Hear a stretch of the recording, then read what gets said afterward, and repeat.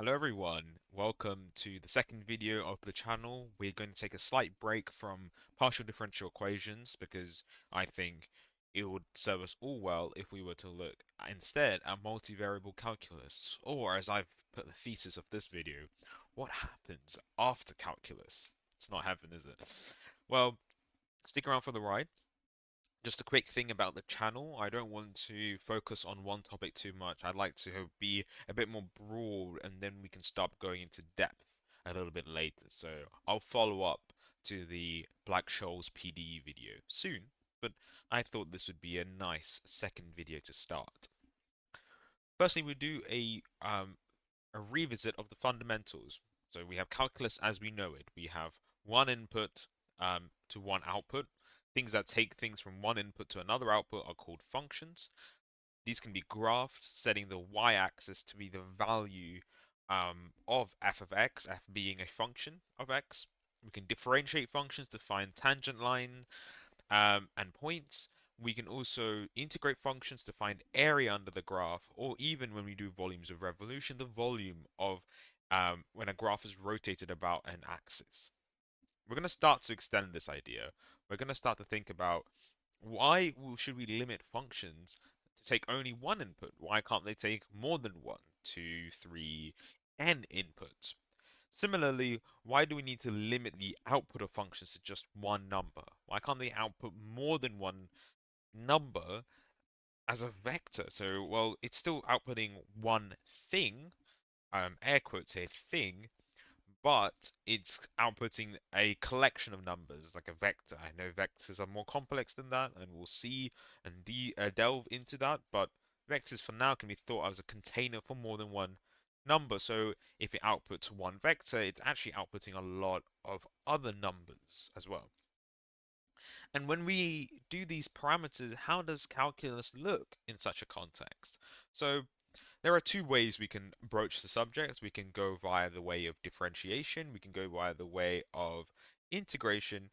I think we should do both. We should look at them simultaneously and see where we end up, just like the movie Oppenheimer, where you've got the colored scenes and the black and white scenes, right? So Alice will be our protagonist in the differentiation story, and Bob will be the protagonist in the integration story. Before we do go on and follow each of their own stories, let's look at functions and let's add these changes more mathematically, let's say. So functions can be extended to take more than one input, but they can still give only one output. These are called scalar valued functions. It's in the name. They're functions that give a value of a scalar, hence why they're called scalar valued functions. So instead of f of x goes to x squared, you have f of xy that goes to x squared plus y squared. So for example, we can take a point in the xy plane. So here, if I take a laser pointer so you guys can see, oh, apologies, laser pointer. Yeah, so we have this xy plane defined here. We take any point on this xy plane, such as 1, 2. That's the x value, that's the y value. And then we give it to the function f of x. So 1 squared plus 2 squared, which is 5. And we can plot this actually by setting the output of the function to the z-axis, similar to how we set the output of f of x to y in single variable calculus, univariate calculus. So here we said that here that's how you get this paraboloid feature, like an x squared, but in 3D. Thus, if n inputs are given, the amount of dimensions needed to visualize the function is n plus 1. Functions can also give vectors as outputs. These are vector-valued functions, right? So we have f of x, y, as an example, that goes to xy, x plus y. Very simple vector value functions. So this angle brackets mean vector, ith component, jth component.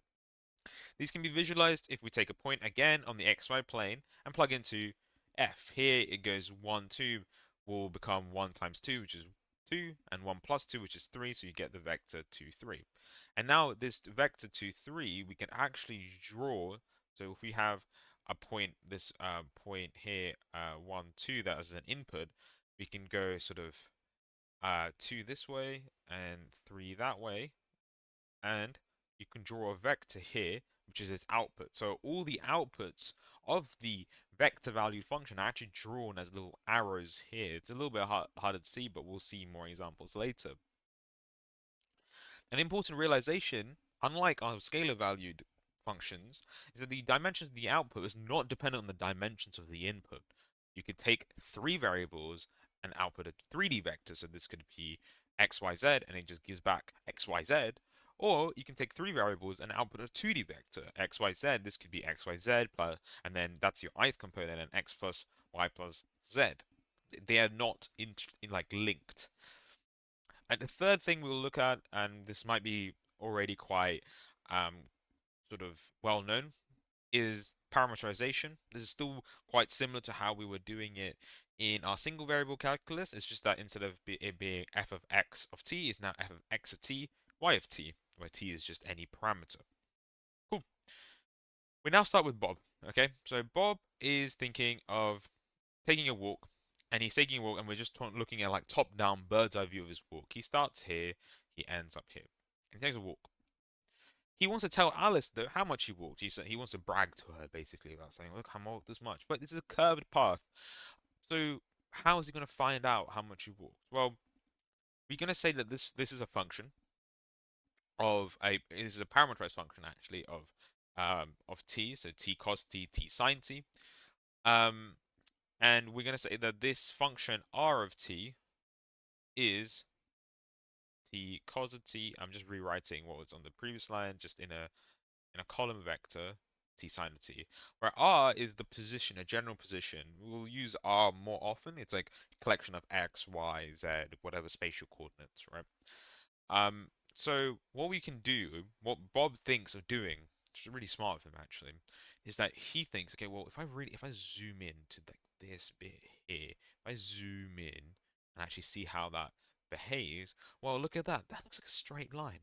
And he knows how to calculate the length of a straight line. He can use Pythagoras. So in this next sort of figure here, you can see that if you take a small step in the x direction, delta x, and measure the how much of delta y he has gained, square both of them, add them, and square root, you get this length, the length of the hypotenuse, by Pythagoras. So that's the equation there. But this is a very small region. You want to sum all these delta s's, but these delta s's need to be really small. So delta s goes to ds, and the sum you need to do therefore becomes an integral. So delta, I'm getting ahead of myself. Delta sigma delta s turns to integral of ds. This is called the arc length integral. And now Bob is finally in multivariable calculus. You're looking at x and y's, and you're trying to see what is the length of this function. So as ds is equal to this sort of equation that we did earlier, we can take the dx out. When we take the dx out, you're left with this expression, which is actually more easier to compute and integrate. So this is an alternative form of writing the arc length. Now we know how to do the path length, or like this arc length. We want to find surface areas. He's walking. He finds this crinkle crankle wall. It's a walls found in the English countryside, built like 400 years ago and so forth. It is actually more structurally stable than a straight brick line wall, which is interesting. So it doesn't need any buttresses. Good against the wind, very heavily windy areas. But Bob looks at it and goes, well, look, I know how to find the lengths of this. Like this is something I can do using the way I've just learned. I can do the integral of ds, and that gives me this top bit here. But I can similarly extend this to find the surface area. And how is that? Well, this wall is given by the function f of xy equals sine of x. It's a bit rotated, but that's fine. It doesn't really matter. Notice how this function takes in two inputs, but only depends on one. That's allowed. You don't need to use all the inputs you get. You can ignore certain inputs when you do your output. This is a vector valued function, sorry, a scalar valued function as well. So it's fine. You got f of x and y, and that can side, if you're sort of in the zeros, can you see how this is like the xy plane? Well, if we didn't have this y term, it would just be f of x equals sine x, and that would just be a flat line.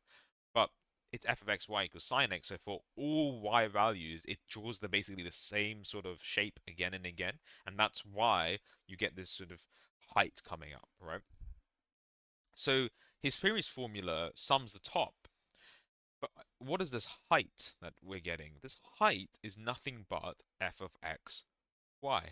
Because remember, this is the z-axis, and we're plotting the output of f of x, y as the z-axis. So this is the height at which we are looking at, right? So if we've got the base and we've got the height, well, base times height, that reminds us of a surface area. So actually, it's really simple. We just add the f of xy in between the integral so that we're doing xy times a small ds, and that gives us the small rectangle here, and we sum the rectangle across this entire thing. This is very similar to the integral of f of x dx. In fact, it is the extension of f of x dx in multivariable calculus, and we call that the line integral. Hopefully that makes sense. So now we've defined arc length, we've extended that to a line integral, so we found the path, how to find path length. Now we've got surface area, and now we move to Alice. Alice is actually on a hilly walk. It's not as relaxing as Bob, is it? So Bob's not just a public pathway, but Alice is really putting in the effort here. So she's on the hilly path. This is a very hilly path. This is almost like the eggshell, to where like the egg containers that you get at supermarkets. But well, this is just for the sake of example. She felt that every time she did her route, she just kept taking the steepest route that she could. I mean, in this example, it's very easy to see that the steepest route would be something like there. But, we're going to assume in a non-ideal case, it's not too obvious which way is steep. So she decides to go about how to quantify this, right? But before that, we should probably extend derivatives to higher dimensions because they're not as simple. We can't just get away with df dx anymore because this is a scalar function, right? So that's your z, this is your x, and that's your y. So we've defined this function f of xy is equal to x squared minus y squared. And now we're going to look at it sort of squashing each plane. So this is just going to be x and z, and this is going to be just y and z. We're going to ignore one axis and we're just going to look at it from the side. Well, in here, if we look at just the yz plane, the function increases, increases, increases to a maximum and then decreases, decreases, decreases. But in the xz plane, the function decreases, decreases, decreases to a minimum, then increases, increases, increases. So it actually has the opposite sort of behavior in this gradient. So one gradient is not enough. We need to look at two gradients. df, dx, how f changes with respect to x. So this is df, dx. And then we have df, dy. How it changes. So df, dx, df, dy. In fact, because there's more than one derivative, we want to tell people that, hey, this function we're looking at, this f function, isn't your single variable calculus. We're now into multivariable calculus. So we change the d into this curly d, or it's just a d symbol, um, to indicate partial differentiation. So the two derivatives are actually df dx and df dy. You say it the same way, but you write it slightly different to indicate that they're partial derivatives. Because both derivatives are encoding different information, it's actually sensible to try and combine them in a way without losing each of them, right? We will look at that later, but we just want to kind of store both the gradient with respect to x and the gradient with respect to y. So let's put it in a vector. This is why it's really useful. It's like a container, right? We can put it in a vector, df dx and df dy. But we can abstract this and we can start to generalize this for higher dimensions. We define this nabla operator. That's just an upside down delta symbol, right? And we say that is equal to d dxi, I being the number of dimensions. So if you can have, sorry, I'm going to make that curly. Sorry, d dx, let's say 1, you have delta, delta x. 2, that could be xy, like that could be y, delta, delta x3, that could be z, and so forth. And we put this all in a vector, and we call that nabla. And no, it depends on the number of inputs that f has, right? And if we just say delta, so nabla f, then we just sort of put f in all of this, and it becomes df dx1, df dx2, df dx3, and so forth. So now we've got this gradient, this general gradient. This is how derivatives look. But we can do something cool with this. Because Alice still hasn't solved her initial problem. Alice does not know if she's walking on the steepest path. For that, we must consider the rate of change of f in the direction that Alice is traveling. So, Alice is traveling in a direction of v, could be any vector. It's just a unit vector, meaning that v has a length of 1. As we want to know the component of the gradient along our direction, what we do is we just take, oh, that is an accident. I don't know if I can take rid of that, but we're gonna leave that there. We're gonna take the derivative nabla f, and then we're gonna dot that with the direction she's going in. So v subscript, the underline just means it's a vector. So the dot product of the gradient of f and v is known as the directional derivative, sometimes also written like that. So we can now define the directional derivative so the way we did the single variable derivative, okay? We can take this small step h.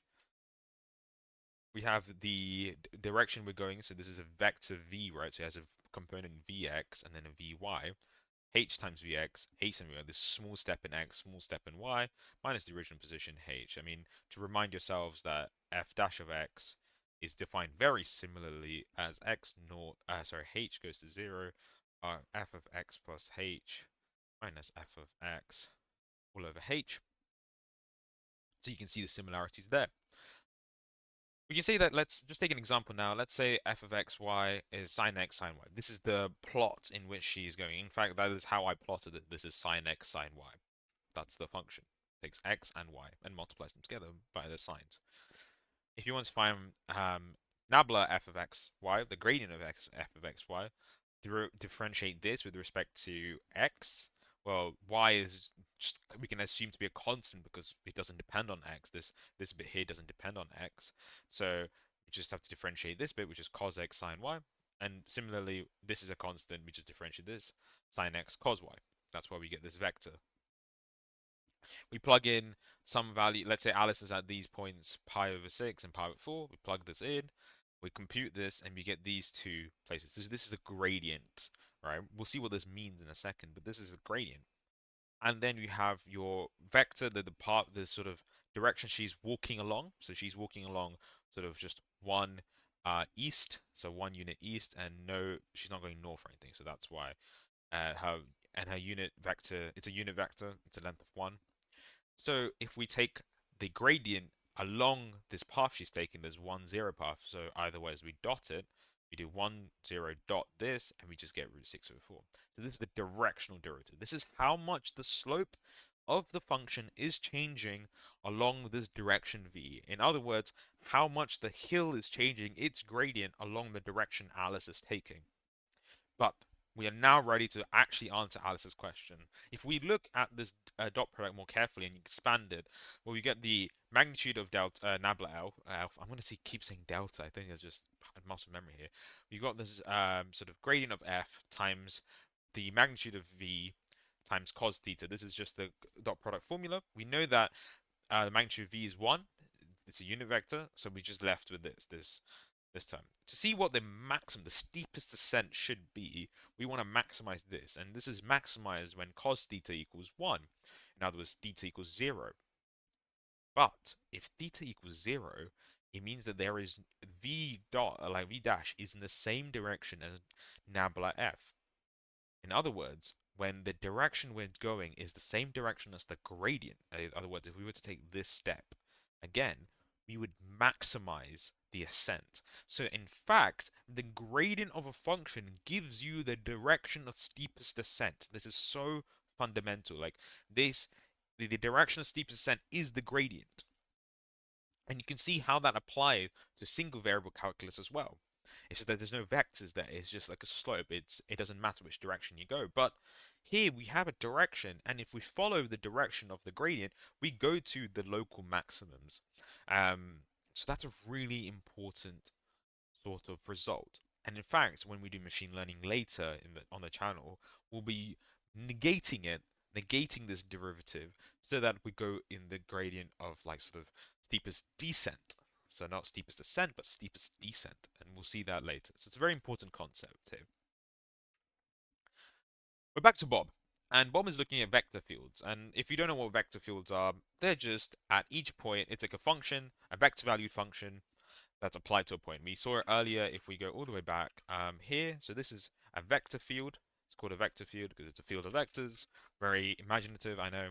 But we have a vector field. And, you know, Bob is rowing in a river, and you can actually model water. A lot of examples come from water and other fields we'll look at later, but he's rowing in a river, and he's looking at how much work he has to do against the water flow, because this vector field is actually giving the direction of how the water is moving. And he starts at A and wants to go to B and takes this path, and he wants to see how much work is he doing against the water flow. So if we say that the vector field is F, and by adding the F at your position, adding the F at your position dotted against the direction you take R, so you take this small step dr, and you want to see this, and F is like that. If you dot them, so you do F dot dr, you get the, and then you sum them, that is your work done. This is just your F x is equal to work done. This is your formula. Um, and we can just rewrite that because we like to integrate with respect to t more often than not. We can say f dot r prime t dt is also equal to your work done. This derivation is just here. It's just like a rewriting of sort of using just tautologies to write that again. Bob also wants to know how much the flow of the velocity field is aligned in his direction if he's just rowing in like a circle, right? A closed path, right? Where you start and you can go back to it by the end of the function. So just a circle, right? You call this a closed path. Um, if he wants to do this, he can evaluate the vector field against his path t. So if he takes a path like this and he takes a direction, a small direction, I've just made it larger here, t, right? Like a tangent to this part of the circular path, and then you want to find the vector field, you can do f dot t, and the small segments are now ds, right? So we'll go, and r is just the position, ds is a small segment of this curve c, right? We can call that curve c. We want to probably find an expression for t. It's useful if t is an actually unit vector. T seems to be pointing in the direction of the slope. So if you've ever done circular motion, you know that this t is almost like your linear velocity, right? It's in this, especially in this example. So, and because if it's like a linear velocity, you know that that's just the derivative of your position. And because we're looking at unit, we want to find the magnitude. We want to divide by the magnitude to get this unit vector. So now we can start this sort of, we can start to look at this form and expand the c with this expression we just have, ds, using the definition of ds we had earlier, but this time we pull out dt. You know, r of t is just x of t, y of t. Like I said, it's just the position in xy space or any n-dimensional space. And then you look at the r of t is just x prime of t and y prime of t, because you just derive, if you differentiate this, you get x prime of t, y prime of t, and then you find the magnitude, that's what you get. So that looks a lot like this bit here. So you can say that ds is equal to dt r prime, the magnitude of r prime t.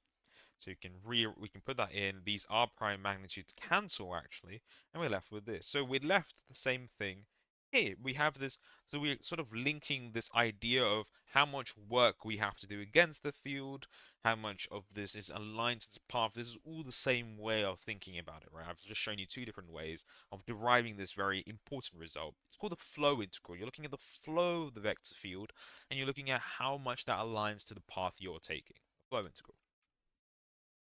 Now, he was also, while he gets off the boat, he goes for a walk and he sees a pond. And this pond, there's a little bit of flow in this pond. Maybe because someone threw a rock in it or something.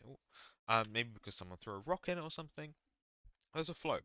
And he wants to see how much is going in, how much is going out, and what's the net flow. So you can see that this arrows here, the magnitude actually, the boldness of the arrows actually shows how the magnitude of them. It also be really messy diagram. So you can see how the arrows here are really small, the things coming in, but the arrows going out are very big comparatively. So we know that the net flow needs to be and F out is positive. But how do you calculate this? So again, we do this thing where Bob has this really cool trick, right? He just zooms in until things are straight, and then we can do things, right? You model the vector fluid again as F, and we want to see what happens in a small interval delta t. You look at a very small area. You just sort of take this point here. You look at this where this curve is straight. Take a small segment, delta s. You know that the flow, you take it so that these two are almost parallel. They can be considered to be parallel. And in delta t, v goes from there, v just being the like an f, like you can almost think as v and f are interchangeable here. This is the velocity, that's why I put f, right? Um, it's like the function here and then the function there. It takes v delta t, that's the distance there, but it's slightly off skew. It's like a trapezium, right? And there's normal vector to this perpendicular line. If you dot these two, you get the height. If you want to see why that's true, you can think about it. Especially if this is a unit vector, which it should be, you get the height. To find the area is just base times height once again. So you get v delta t dot n times delta s. This thing here. Which is the amount of mass that's leaving the closed loop, and mass and volume, they're just because we're assuming constant density, we can sort of go between the two very quickly. So at the rate at which mass is leaving the loop per unit time, if you divide by delta t, you get this expression. And that's a really important expression. And the vector v is just given by evaluating f at this given point, this point here, right? So to sort of generalize this, we turn our deltas into d's and our sigma sums into integral sums, and there you get, bam, you get this thing called the flux integral. This is looking at the boundary. This is ds saying, go around the boundary, look at the normal vector, and look at the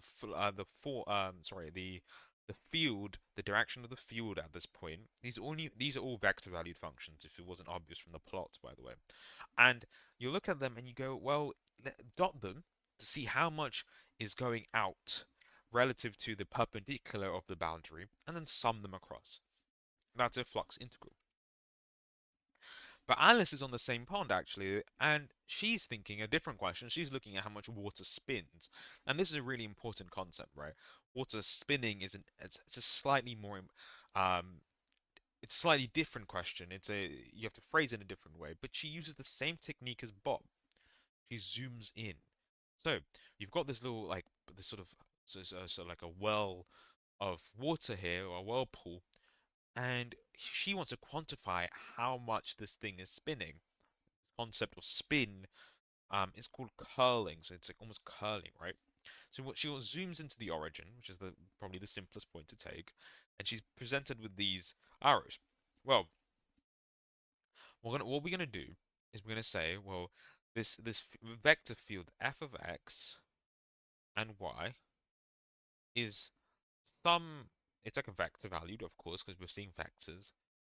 Two functions, p x and y, q x and y, which we don't know what they are, but it does not matter. It doesn't matter. And we just know that p and q are just some functions of x and y, where p gives you the x component of the vector and q gives you the y component of the vector. So what we'll do is we'll start from this vector here, this point here. It's minus 1, 0 actually, and we're gonna look at when x is in an increasing position. As x increases, the y component of the vector output, the output of f of x, goes from negative to positive. In other words, the y value of f of xy is increasing as x increases. Another way to write this is, well, we know the y component is this. So as x increases, q increases. So delta or partial derivative of q, partial derivative of x, as q can depend on x and y, so that's why we're using curly d's, we know that must be greater than 0. Now we do the same thing for the y components. Well, the x component at this point, this vector here, is positive. But as y increases, it becomes negative. What gives the y component of the what gives the x component, sorry, of the vector field?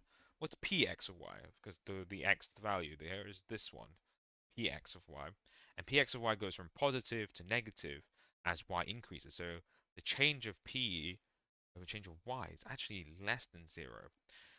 as we in this example. And this example is anti-clockwise like rotation. So if we want to define curl, when curl is positive, we say there is a anti-clockwise rotation, and curl is clockwise, we have um when when curl is clockwise, we have curl as a negative value, and when curl is anti-clockwise, sorry, I'm just going to say that again. Curl being anti-clockwise gives a positive value, and curl being clockwise gives a negative value. What we can do is we can add these two partial derivatives together, so we get delta dq over dx minus dp over dy, because we want that minus so that this term is positive when there's anti-clockwise spin, and that's equal, and then that should be your sort of curl in 2D. And in fact, that's what I've written here. But this is just the case in 2D. This doesn't extend to 3D because when you're given like a disk, right, the way you define rotations in 3D is you have this vector and you say that this spins around that vector of axis, the axis of rotation here. So 3D rotation must be defined as a vector instead of just a scalar. So you generalize it for a vector field with PQR, where they're all functions of x, y, and z, and then you can calculate this vector of rotation. And you can see actually here the formula we calculated for the 2D dimension is on the kth unit vector. So that's interesting, right? It's all related. And more succinctly, if you use this operator again, if you just say that this operator is d dx, d dy, and d dz, and you curl that, cross that with your function, you will get this result actually. Another way you can do it is just like we did before, cut it up in XY plane, YZ plane, and XZ plane, and then see how this changes. And then you would get the same sort of result. So that's curl. So Alice has looked at curl, but Alice also now wants to see how much water comes out of a point. She looks at this sort of natural spring, and water's sort of gushing out here, and it's flowing all the way here and like here and so forth. It's all coming out of this point here. But she wants to know how much again, right? So she sits down to formalize the idea. She considers this point here where things are actually going out in the x direction, right? So when as you go in the increasing the x term, the vector here as a negative x value, negative x, 0, and then here it's a positive x. So x increases as you move, as the vectors point more to the right as you pan left to right. So, like this v1 p, this is just like a p from before, and this is a q from before. This v function, the function that gives you the x value of your vector, is increasing as x increases. So dv dx, dv1 dx is greater than 0. Similarly, if the vectors start to point inwards after that point, so it starts off positive, 0, and then negative, well, as x increases, v1 decreases, so delta v1 delta x actually decreases, so it's less than 0.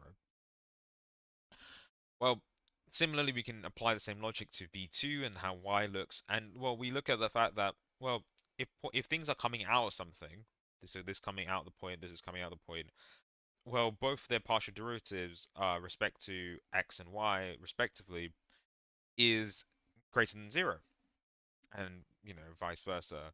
So what we can actually define now is that this partial derivative, dv1 dx plus dv2 dy is like sort of how much